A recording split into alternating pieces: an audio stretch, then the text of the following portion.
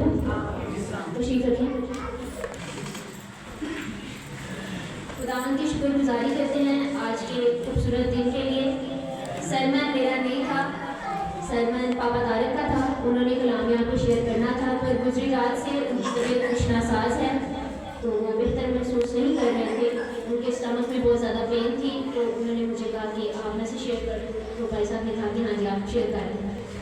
لیکن پھر بھی میرے سے تو یہ ہر چیز جو بھی ہماری لائف میں ہوتی ہے وہ خدا کی مرضی سے ہوگا. شاید آج خدا چاہتا تھا کہ میں آپ سے بات کروں اور میرے تھرو خدا آپ سے بات کرے. میں نے شارٹیسٹ ٹائم میں یہ میسیج ریڈی کیا ہے, اور یہ میسیج جب میں ریڈی کر رہی تھی میں اپنی ماما کو بھی بتا رہی تھی کہ میں ایک جگہ پہ رونے لگ گئی ہوں سن کے کہ یہ سونی اس طرح بڑے کام کرتی ہیں میرے لیے, ہم سب کے لیے.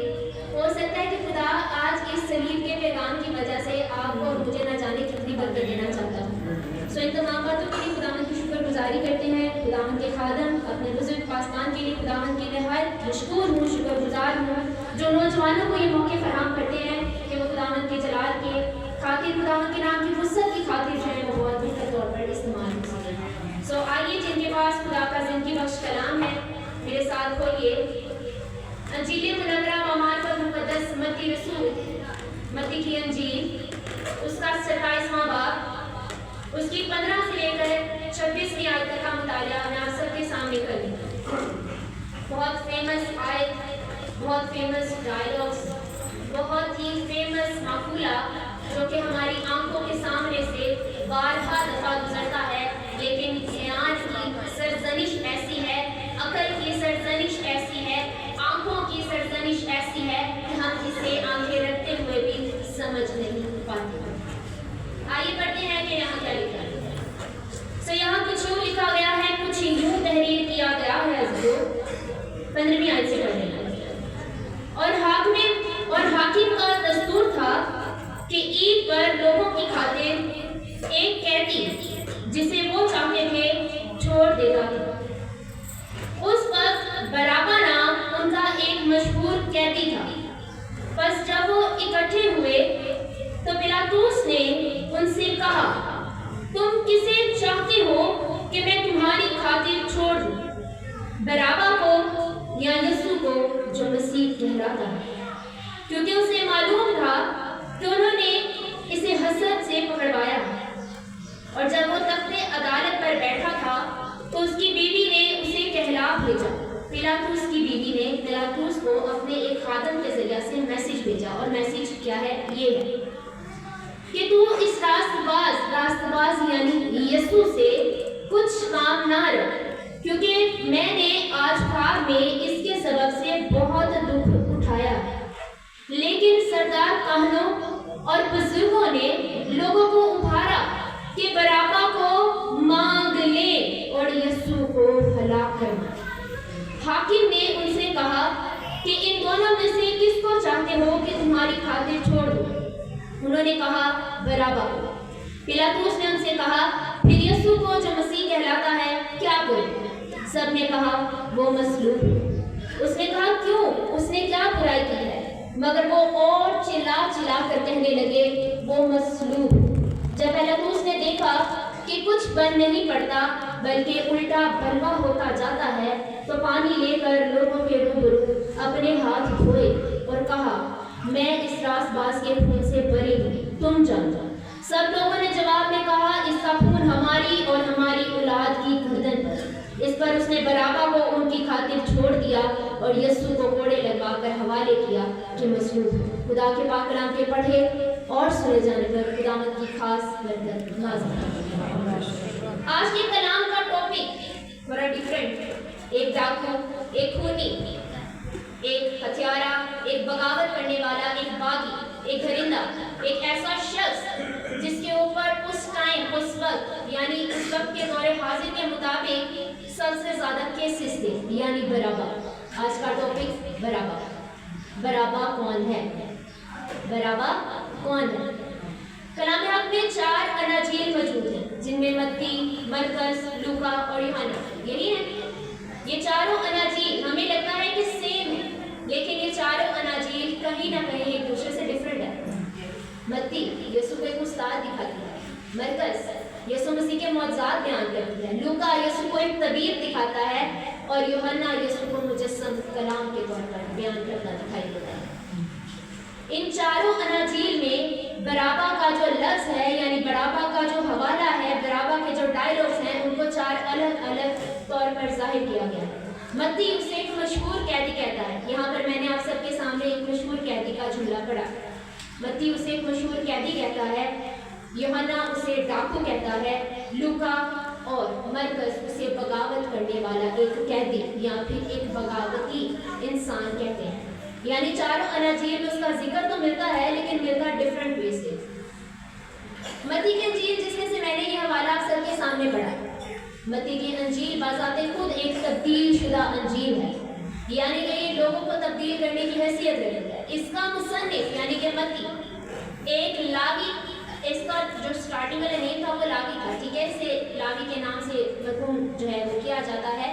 اس کے بعد اس کا نام جو ہے وہ متی ہو گیا اور یہ محصول لینے کی چوکی پر بیٹھا کرتا تھا۔ یسوع نے اس کی زندگی کو تبدیل کیا اور اس نے انجیل کو لکھا ہی اس لیے تاکہ فقی فریسی اور غیر عوام جانیں کہ تبدیلی کے بعد انسان کی زندگی بالکل بدل جاتی ہے اور وہ مسیح کے پیچھے چلتا ہے تو کیسے چلتا ہے۔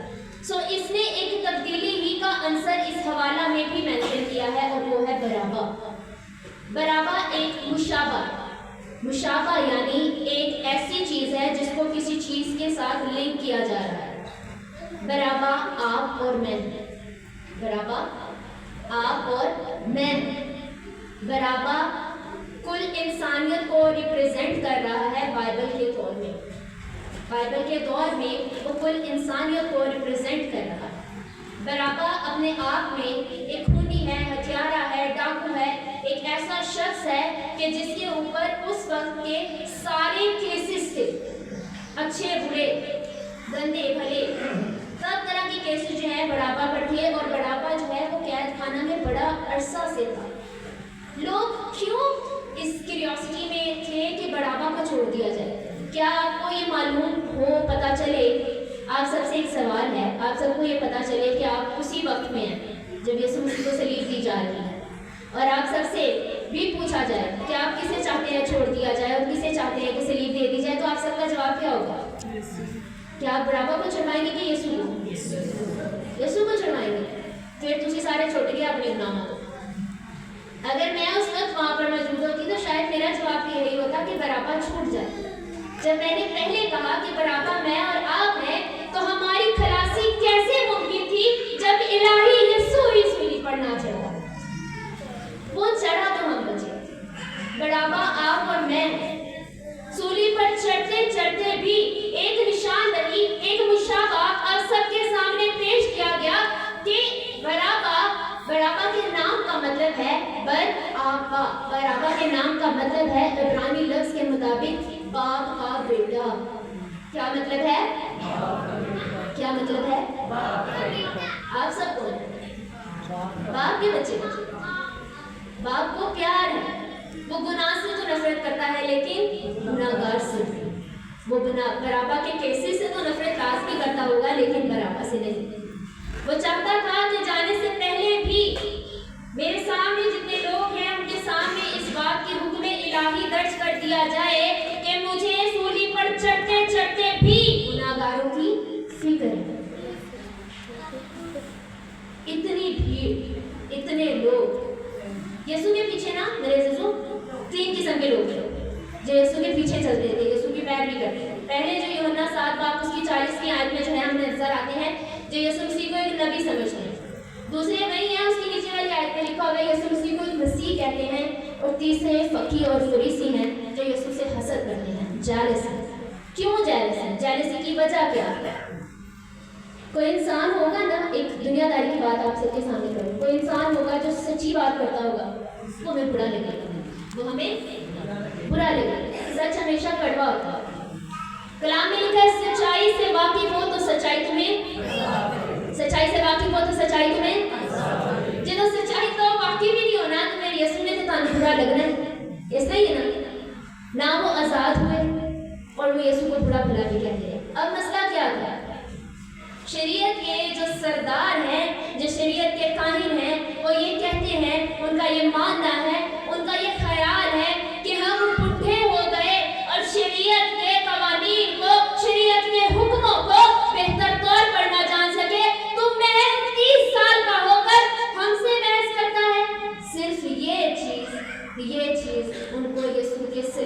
چڑھانے میں ساتھ لے گئے۔ صرف یہ ایک جالسی کی وجہ، صرف ایک چھوٹی سی جالسی کی وجہ کہ یسوع جو کہ شریعت کے اتنے بڑے بڑے حکم ہمارے سامنے پڑھتا ہے اور ان کی جو ڈیٹیل ہے وہ اپنے ساتھ لنک کرتا ہے۔ کیسے لنک کرتا ہے؟ کیا تو مسیح ہے؟ مسیح ہے تو ہمیں بتا دیں۔ صدر عدالت میں بھی اس سے پوچھ رہے ہیں، وہاں بھی ایک نشاندہی کی گئی ہے اور وہ یسوع مسیح ان سے کہتے ہیں کہ میں تم سے سچ کہتا ہوں کہ ابن آدم اب سے باپ کے دائیں ہاتھ بیٹھے گا۔ یہ وہی ابن آدم ہے جس کا ذکر ہمیں دانیل کی رویا میں ملتا ہے کہ دانیل جو ہے وہ آسمان پر ایک رویا دیکھتا ہے کہ ابن آدم باپ کے دائیں ہاتھ بیٹھا ہوا ہے۔ ادھر آگ لگی ہے، کائن نے اپنے کپڑے پھاڑ لیے، اس نے کہا کہ اس کو اب لے کے چلو، اس کو سلیب ہی دے دیں، اب اس کو چھوڑ نہیں سکتے۔ سچائی سے واقف ہو تو سچائی تمہیں سچائی برداشت نہیں تو پھر آزاد کیسے کرے گی؟ ایسا ہے کہ نہیں؟ یسوع نے بہت کوشش کی کہ آخر تک ہم بچ جائیں، لیکن آخر تک بچنے کے لیے ہم نے کوئی موقع ہی نہیں چھوڑا۔ ہم نے یعنی فقیوں فریسیوں نے کوئی موقع ہی نہیں چھوڑا کہ ان کو محفوظ کیا جائے، وہ بچ جائے۔ یسوع کو اتنی فکر، اتنی ٹینشن، اتنی پریشانی آپ سب کی تھی، فقیوں فریسیوں کی تھی، کل عالم کی تھی کہ آپ کی خاطر ایک گناہ گار شخص کو آپ کی ریپریزنٹیشن میں چھوڑ دیا گیا اور یسوع کو لے جایا گیا تاکہ وہ صلیب پر مصلوب۔ آئیں اس حوالے کی گہرائی میں جاتے ہیں جو میں نے آپ سب کے سامنے پڑھا ہے۔ چھوٹی سی سٹوری آپ سب کو سنائی ہے۔ اور حاکم کا دستور تھا کہ عید پر لوگوں کی خاطر ایک قیدی جسے وہ چاہتے تھے چھوڑ دیا جاتا ہے۔ ایک وہاں کا ریچول تھا، روایت تھی۔ روایت ایسی تھی کہ جو قیدی لوگ چاہتے تھے فسا پر ایک قیدی یہودی لوگ اس لیے چھڑواتے تھے یا اس لیے چھوڑا جاتا تھا، ویسے وہاں پہ چھوڑا نہیں جاتا تھا، وہاں پر نا ایک قانون تھا کہ 50 سال بعد، ہر 50 سال بعد جو ہے نا، جب بھی ہمارے 50 سال گزریں گے، جبلی ہوگی جی ہماری، کیا اس کو کہتے ہیں، سلور جبلی ہوگی، سلور جبلی ہوگی، گولڈن جبلی ہوگی، ہاں جی جی گولڈن جبلی ہوگی، تو پھر جو ہے ہم قیدی کو رہا کریں، یہ ان کا دستور تھا۔ لیکن حاکم وقت نے ایک دستور کا اعلان کیا اور وہ دستور کچھ یوں چلنے لگا کہ فسا کے فسا ایک قیدی رہا کر دیا جائے گا اور وہ قیدی سب سے گناہ گار ہونا چاہیے۔ یہ وہاں کا رول تھا، اور وہ قیدی سب سے گناہ گار ہونا چاہیے۔ اور کیوں گناہ گار ہونا چاہیے، اس کو کیوں چھوڑا جاتا تھا؟ اس کو چھوڑنے کی وجہ یہ تھی کہ یہ قیدی فسا کی قربانی چڑھانے کے لیے ہیکل میں جائے اور اپنے لیے ایک برا قربان کرے کہ اس کے سارے گناہ جو ہے وہ دھل جائیں اور آئندہ کو یہ دوبارہ گناہ نہ کرے۔ برابا چھوڑ دیا گیا اور وہ برا جو ازل سے آپ کے اور میرے لیے زمین پر اتارا گیا، اسے لے جایا گیا تاکہ وہ آپ کے اور میرے گناہوں کی خاطر بھیجے۔ یہ ہے خدا کے الہی منصوبے۔ میرا نہیں خیال کہ برابا کو کسی قسم کی قربانی کرنے کی ضرورت پڑی ہوگی۔ میرا نہیں خیال کہ برابا کو کسی بھی قسم کا ریگریٹ ہوگا کہ اس نے کتنی چوریاں کی، اس نے کیا کچھ کیا، زندگی میں کیسا وقت گزارا، کس کو مارا، کس کو قتل کیا، کس کے پیچھے بھاگا، کہاں بغاوت کی، کہاں منہ پھاڑا، whatever۔ میرا نہیں خیال کہ اس کو کسی بھی چیز کا جو ہے وہ پچھتاوا ہوا ہوگا۔ یہ ہے المسیح جس نے جاتے جاتے بھی ایک قیدی کو، جس کا کہ میں نے آپ کو سینیریو بتایا کہ قیدی کو کیوں چھوڑتے تھے، تاکہ وہ اپنے لیے قربانی کا ایک برا لے اور ہیکل میں جا کر فسا کی قربانی چڑھائے تاکہ آئندہ کو کبھی گناہ نہ کرے، گناہ سے توبہ کرے۔ جب سارے گناہ ہی یسوع نے معاف کر دیے، پھر کیا پیچھے کوئی بکروں کی قربانی باقی رہتی ہے؟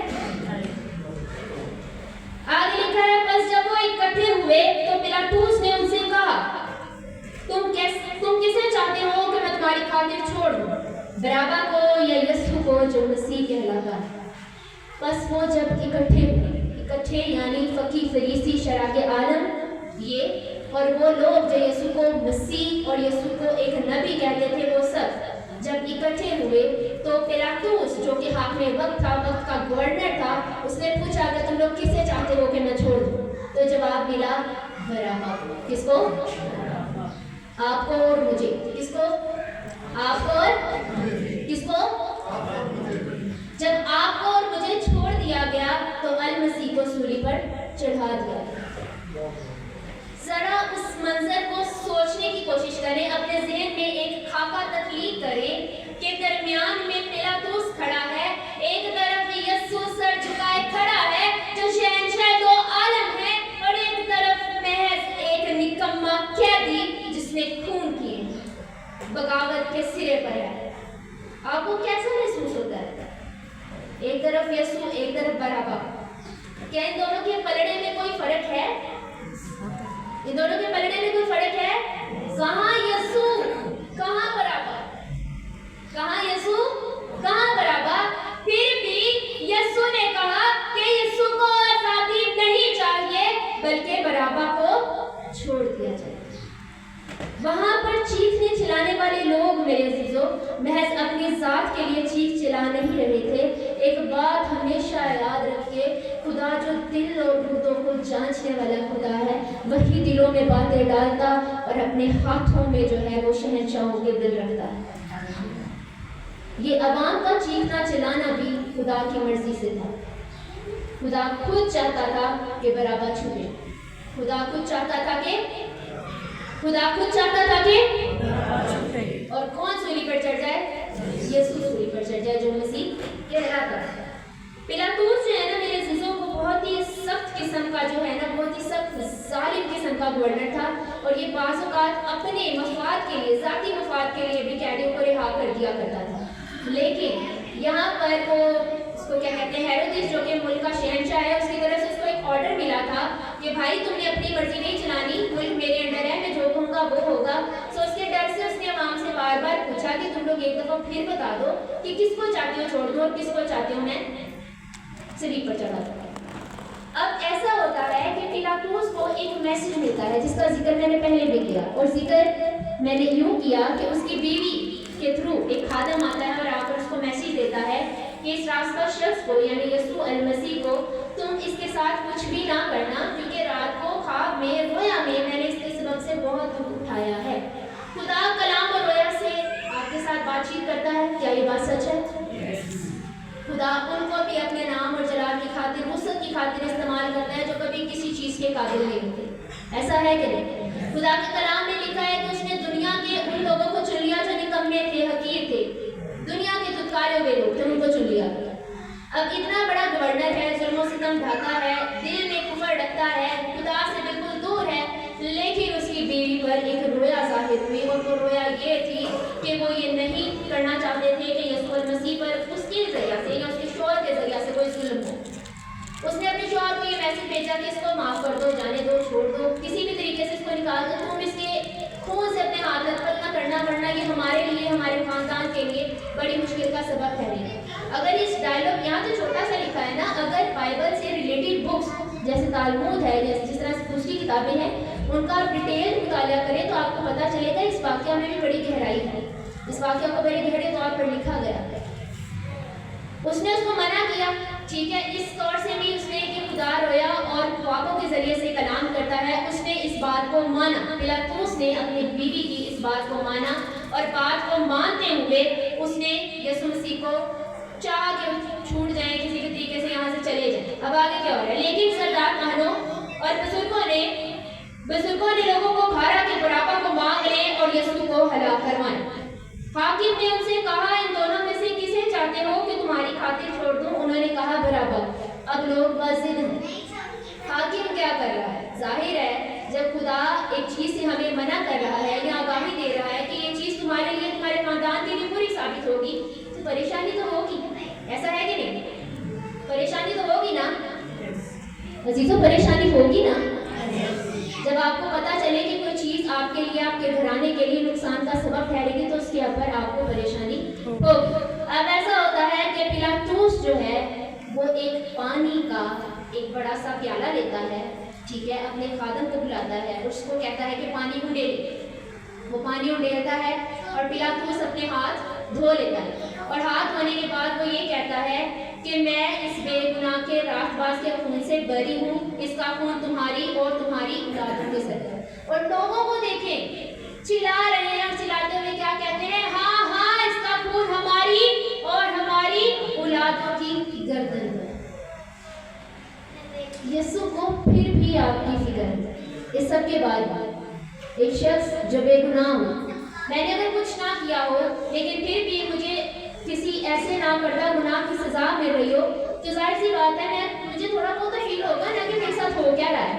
لیکن یسوع جو کہ کامل بشر اور ایک کامل خدا تھا، اس نے اس چیز کو باپ کی الہی مرضی اور منصوبہ برا سمجھتے ہوئے کسی چیز کو پریفر نہ کیا اور خاموشی سے کھڑا رہا، جس طرح بھیڑ جو ہے اپنے بال کترنے والے کے سامنے خاموش رہتی ہے۔